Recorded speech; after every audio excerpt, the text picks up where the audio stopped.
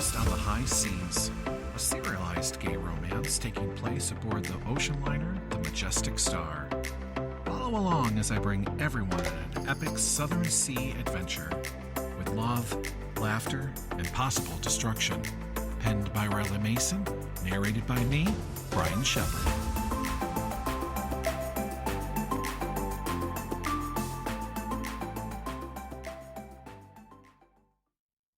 Episode 7, Murder on the High Seas, with Ice. As Anita and Chance raced back up the stairs, I take that back.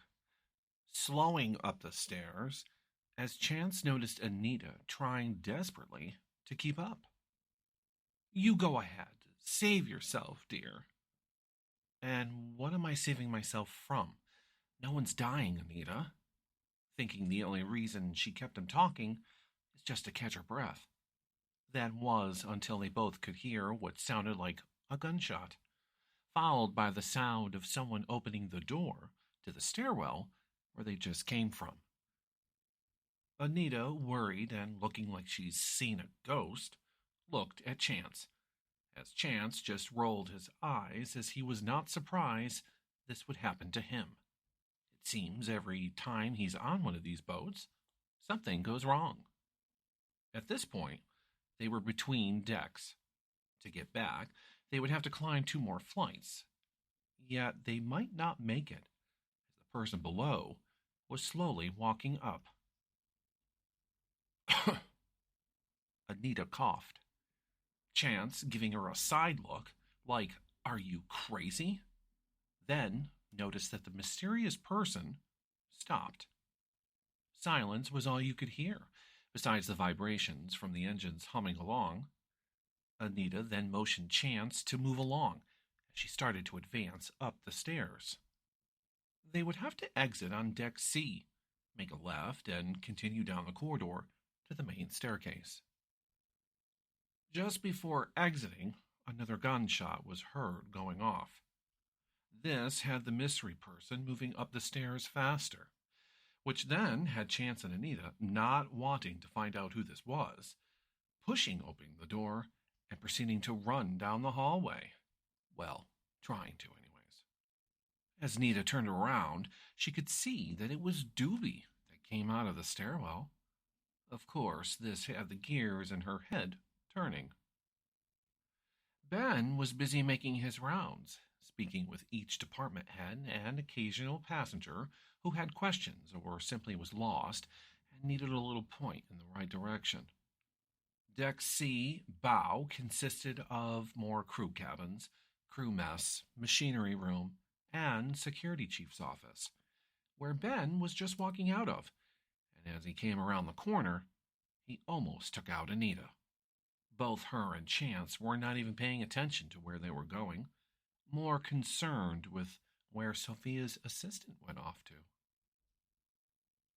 Realizing what just had happened and who they ran into, and before any words could be exchanged, the fire alarm was sounded. "Why do I feel this has something to do with you two?" Ben said, as a voice could be heard over his earpiece. A fire had started on deck A. A ring of the bridge phone found Captain Webb being told that the fire was coming from an electrical room. A 2-man fireman team, which was a crew of members of the engine room, were preparing to enter the room and extinguish the fire as quickly as possible, as it seems the sprinkler system was not working on that deck.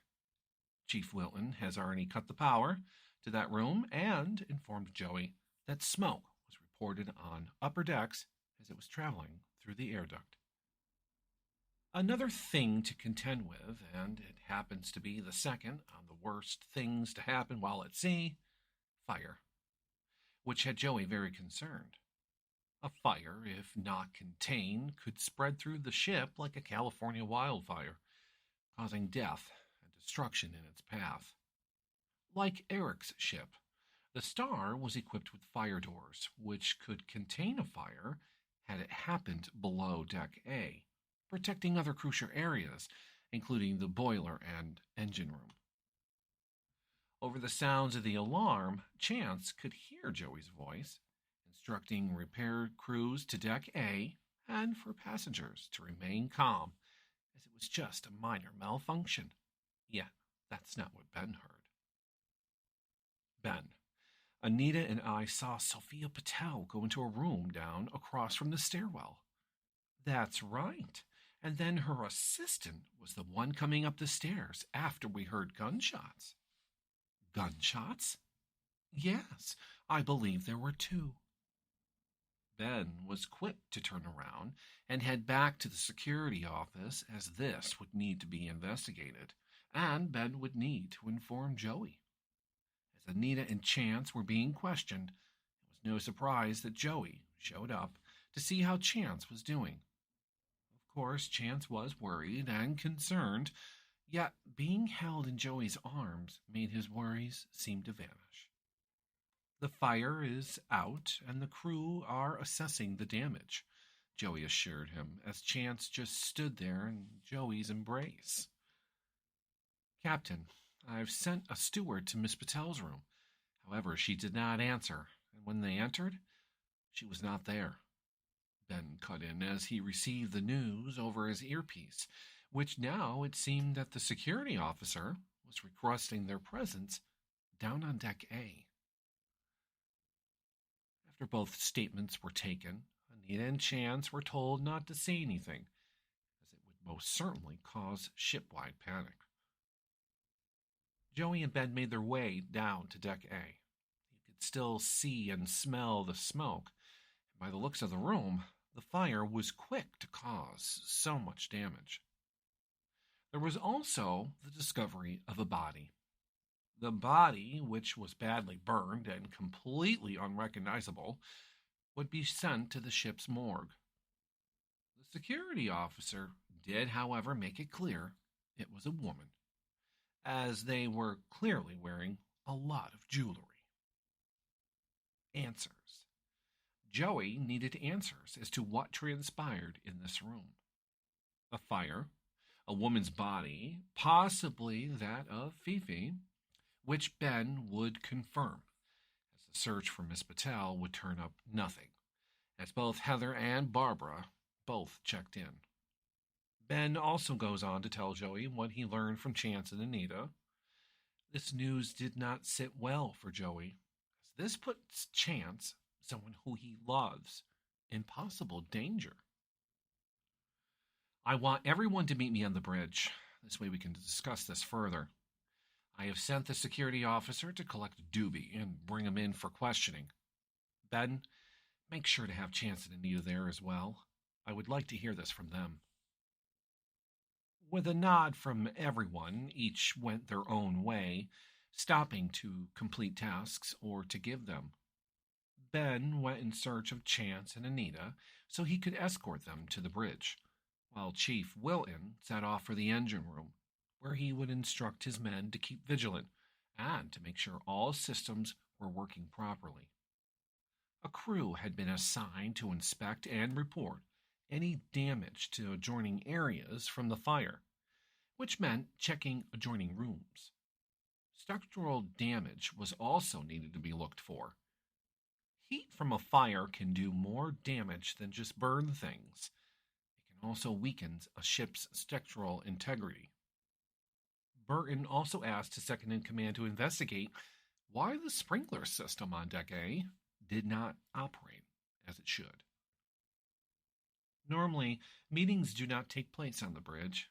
However, given the situation and those involved, Joey thought it would be best. Captain, we might have another issue, a crewman spoke up as soon as Joey stepped onto the bridge. What is it now?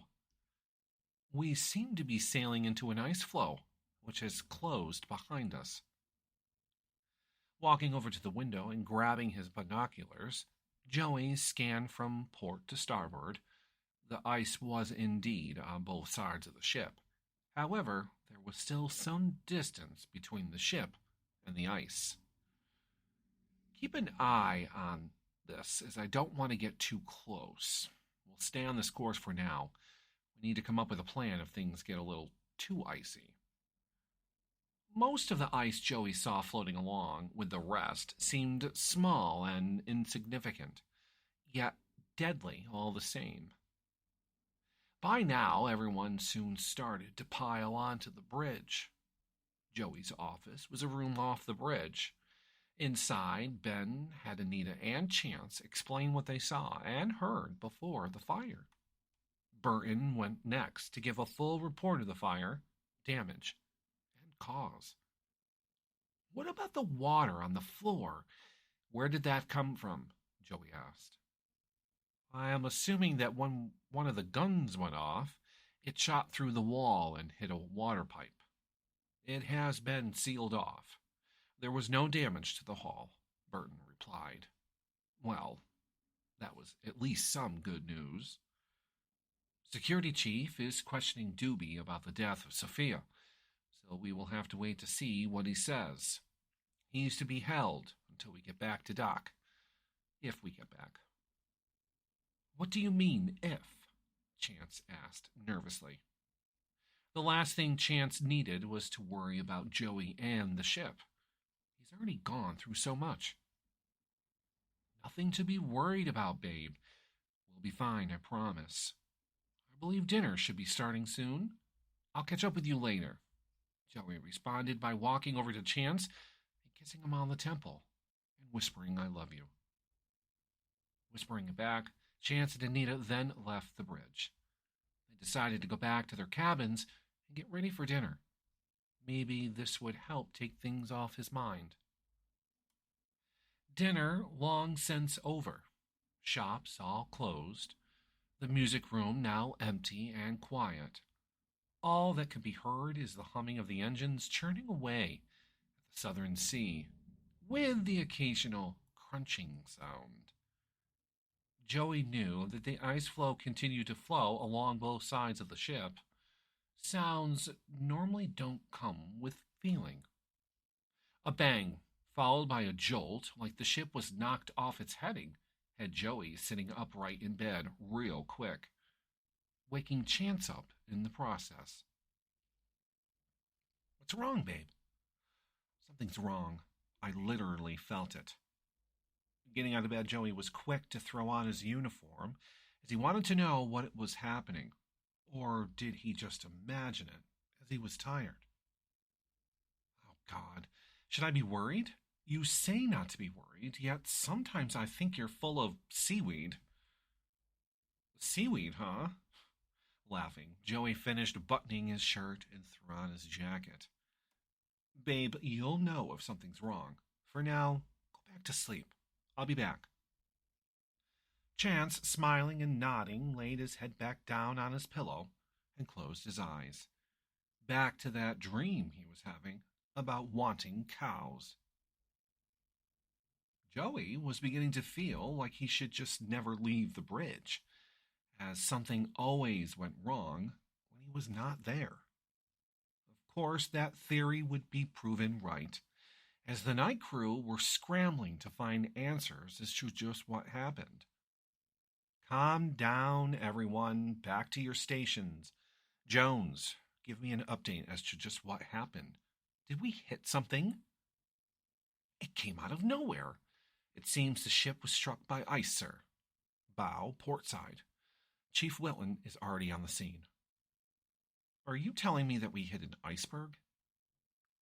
Well, yes. Gulping as he closed his mouth, looking down at the radar, which did not look good. According to navigation, it was as if the ship was sailing through a landmass. As Joey flipped on a switch on the back panel, which illuminated the ship's surroundings, it unveiled a sea of white ice and one large iceberg, just floating along with the rest of the ice, a ways back.